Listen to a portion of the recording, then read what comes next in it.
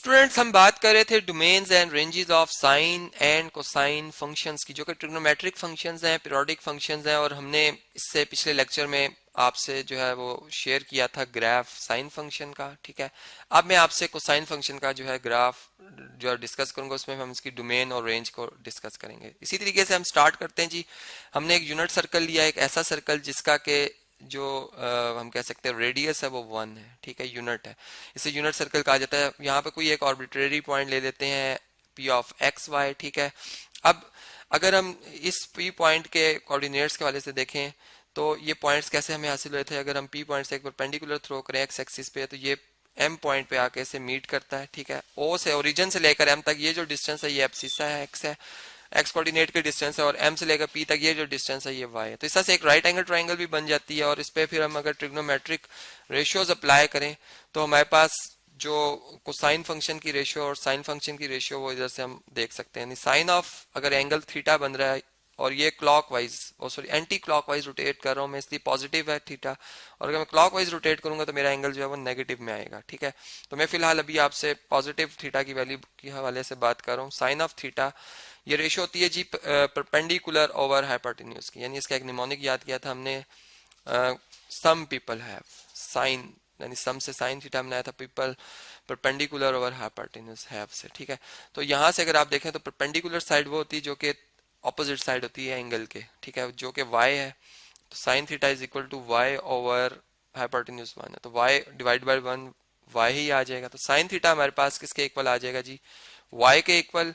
और इसी तरीके से जब हम कोसाइन थीटा की बात करेंगे तो कोसाइन थीटा जो है हमारे पास वो रेशियो होती है जी मतलब बेस ओवर हाइपोटेन्यूज की, तो बेस x ओवर 1, तो x ही आ जाएगा आंसर। तो इस तरीके से हमें एक तो ये पता चला, फिर हमें इससे ये अंदाजा हुआ कि हमारा जो ये p पॉइंट है, जब हम एंगल रोटेट करेंगे तो ये p पॉइंट मुख्तलिफ पोजीशंस पे आएगा। ठीक है, मतलब यहाँ पे भी आएगा। मैं जो क्वाड्रेंटल एंगल्स हैं उसके हवाले से बात कर रहा हूँ, तो इस तरीके से ये मूव करता रहेगा और इनफाइनाइट वैल्यूज पॉजिटिव, मतलब अगर चूंकि मैं रोटेट अगर कर रहा हूँ एंटी क्लॉकवाइज, तो पॉजिटिव रियल नंबर्स के लिए इसकी जो डोमेन और रेंज एग्जिस्ट करी, इसका मतलब इसकी डोमेन उन वैल्यूज पे डिफाइंड होती है जिस पे रेंज मिले। इसका मतलब डोमेन में तो इनफाइनाइट जो है हमारे पास मतलब जो है ये इनफाइनाइट नंबर्स के लिए डिफाइंड है पॉजिटिव, तो इसका मतलब हो गया कि डोमेन में पॉजिटिव रियल नंबर आ सकते हैं। और अगर मैं एंटी क्लॉकवाइज रोटेट करना शुरू करूं तो तब भी मैं इसी यूनिट सर्कल में मैं देख रहा हूं कि मेरे पास जो रेंज है वो डिफाइंड है हर डोमेन की वैल्यू के लिए। ठीक है, मैं जितना मर्जी रोटेट कर लूं मुझे उसके अगेंस्ट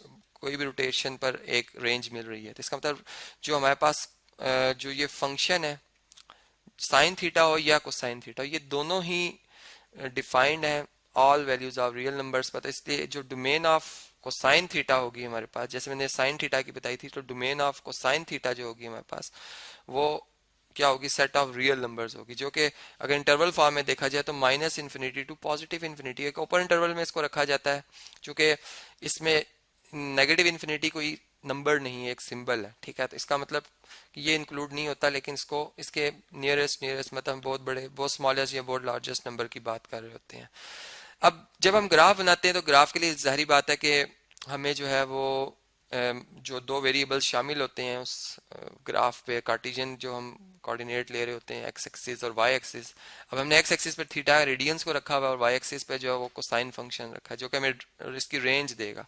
हमने देखा इस यूनिट सर्कल से कि अगर हम जितना मर्जी थीटा को रोटेट करें हम इस दायरे से बाहर नहीं निकल रहे जिसका रेडियस 1 है, इसके ऊपर ही गोल घूम रहे हैं। इसका मतलब कि अगर हमने बस ये वैल्यू देखी है कि चूंकि क्वाड्रेंट्स के हवाले से हम बात कर रहे हैं तो मतलब हमें हमें जो मैक्सिमम जो हम कह सकते हैं रेंज मिलती है वो पॉजिटिव 1 मिलती है, और मिनिमम जो रेंज मिलती है इस ट्रिग्नोमेट्रिक फंक्शन की या इस पीरियोडिक फंक्शन कोसाइन थीटा की वो नेगेटिव 1 मिलती है। तो हम यहाँ से ये भी बात कर सकते हैं कि जो रेंज है हमारे पास, रेंज ऑफ कोसाइन फंक्शन वो क्या होगी जी, वो -1, जो कि -1 इसमें आती है वैल्यू। ठीक है, और पॉजिटिव 1 तक है, -1 से पॉजिटिव 1 तक है। ठीक है, और इन बिटवीन जितनी भी वैल्यूज आ सकती हैं इनमें रियल नंबर्स वो सारे इसमें शामिल है इस इंटरवल में। से हम क्लोज इंटरवल में लिखते हैं क्योंकि ये -1 भी शामिल होता है और 1 भी शामिल होता है। अब इसका ग्राफ भी प्लॉट करते हैं।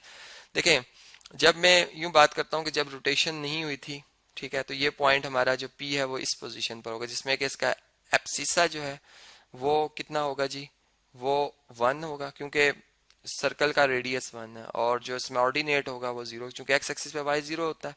तो हम ये देख रहे हैं कि साइन, सॉरी कोसाइन, चूंकि मैं कोसाइन की बात कर रहा हूँ, कोसाइन 0 डिग्री पर वैल्यू 1 दे रहा है, रेंज इसकी 1 आ रही है। तो यहाँ पर अगर मैं साथ ही एक छोटा सा टेबल बना लूँ, ठीक है जी, इसको मैं रेस कर लेता हूँ। यहाँ पर हम एक छोटा सा टेबल बनाते हैं ताकि हमें ग्राफ बनाने में आसानी हो, ठीक है। देखें, हमने यहाँ पर थीटा एक वेरिएबल इंट्रोड्यूस कराया, और दूसरी तरफ जो है कोसाइन ऑफ थीटा। तो थीटा 0 रखने से हमें जो कोसाइन की वैल्यू मिल रही है वो 1 मिल रही है, ठीक है। जब 90 डिग्री मतलब रोटेशन यहाँ तक आएगा, ये आर्म जो है पी पॉइंट जब इस पोजीशन पे आएगा तो एंगल रोटेट होकर 90 का हो चुका होगा। अब 90 पर मतलब वाई एक्सिस के ऊपर एब्सिसा 0 होता है, और ऑर्डिनेट जो है वो हमारे पास चूंकि रेडियस 1 है इसलिए 1 आएगा। तो कोसाइन की वैल्यू 90 पे, या चूंकि मैं रेडियंस में बात करूं तो π/2 डिग्री पर, सॉरी π/2 रेडियंस पर जो हमारे पास वैल्यू आएगी कोसाइन की वो 0 आ रही है, ठीक है। फिर इसी तरीके से अगर हम मजीद मतलब इसमें रोटेशन करते हैं और रोटेट करते करते हम अगर पाई एंगल पर आ जाते हैं, पाई एंगल पर, ठीक है, तो ये हमें ये पॉइंट मिलेगा, और इस पॉइंट पर एब्सिसा जो है हमारा वो -1 है और ऑर्डिनेट 0 है। चूंकि हम थर्ड मतलब हम जो है वो ओरिजिन से लेफ्ट साइड पर है इसलिए x नेगेटिव होगा, और x एक्सिस पर है इसलिए y 0 होगा, ठीक है। तो पाई पर हमें जो रेंज मिल रही है कोसाइन की वो -1 मिल रही है। और इसी तरीके से जब हम 3π/2 पे आएंगे और रोटेट करके हम किस पोजीशन पर होंगे जी, हम यहाँ से इधर आ जाएंगे 3π/2 पर, तो हमें जो रेंज मिलेगी वो इस पॉइंट पर अगर आप देखें तो एब्सिसा जो होता है वो 0 होता है वाई एक्सिस पर, ऑर्डिनेट रेडियस के इक्वल होगा, लेकिन डाउन द एक्स एक्सिस है इसलिए -1। तो यहाँ पर 0 मिलेगी रेंज हमें। और इसी तरीके से अगर हम जो है वो पाए रोटेट करेंगे, मतलब पूरा एक राउंड ट्रिप ले लेंगे, सर्कल कंप्लीट कर लेंगे, ठीक है, रोटेशन 1 सर्कल या 1 रोटेशन, तो इधर आ जाएंगे। और यहाँ पर आप देख सकते हैं कि कोसाइन मतलब जो है वो एब्सिसा 1 है, इसलिए हम कहेंगे 2π पर हमें जो रेंज मिलेगी वो +1 मिलेगी। तो यहाँ से जब हम इन ऑर्डर पेयर्स को अगर प्लॉट करें, इनका ग्राफ बनाए, तो हम देख रहे हैं कि 0 पर मतलब ये एंगल है 0, ठीक है, इस पे हमें जो कोसाइन की वैल्यू मिल रही है वो +1 मिल रही है। तो यहाँ पर हम एक्स एक्सिस पर एक 1 यूनिट डिफाइन कर लेते हैं और एक -1, कि ये down the x axis -1 distance है और ये अबव द एक्स एक्सिस ये 1 डिस्टेंस है। अब देखें 0 डिग्री पे हमें जो वैल्यू मिल रही है वो कितनी मिल रही है जी, वो मिल रही है 1, ठीक है। तो ये हमें पहला पॉइंट मिलेगा, ठीक है। फिर π/2 एंगल पर, जो कि फर्ज करें यहाँ पर है, π/2 एंगल पर हमें रेंज मिल रही है 0, तो यही वाला पॉइंट हम इसी को मैं शेड कर दूंगा, ये दूसरा पॉइंट आ जाएगा हमारा, ठीक है। फिर इसी तरह जब हम नेक्स्ट चलेंगे पाए पर, तो हमें जो रेंज मिल रही है वो कितनी मिल रही है -1, ठीक है। तो -1 यहाँ पर है, हम मैं इस पॉइंट को जो शेड कर दूंगा, चलें जी, यहाँ पर आ गया -1, पाई पे -1, ठीक है।